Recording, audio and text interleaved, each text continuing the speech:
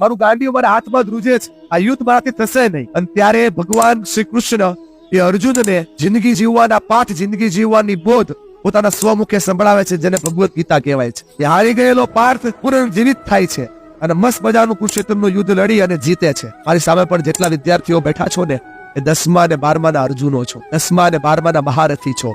પણ થોડો પ્રોબ્લેમ છે દોસ્તો, તમારા જીવનની અંદર, તમારી લાઈફની અંદર કૃષ્ણ રૂપે કળિયુગની અંદર સાક્ષાત કૃષ્ણ આવવાનો નથી, પણ કૃષ્ણ રૂપે તમારી પાસે ઘણા બધા વ્યક્તિઓ છે. જેમાં સૌથી પહેલા તમારા કૃષ્ણ તમારા માતા પિતા છે, જે તમને રોજ નવી વાતો શીખવે છે. બીજા કૃષ્ણ તમારા ધ ગ્રેટ ટીચર્સ, તમારા ગુરુઓ છે, જે તમને મેન્ટરશિપ આપે છે, તમને જીવનનું નવું રહસ્ય સમજાવે છે. ત્રીજા કૃષ્ણ એ તમને રોજ નવી સ્કિલ ઉપર કામ કરવા માટે, તમારા પોતાના ઇમોશન ઉપર કામ કરવા માટે તમને ઇન્સ્પાયર કરે છે, એ તમારા પ્રિન્સિપલ્સ છે.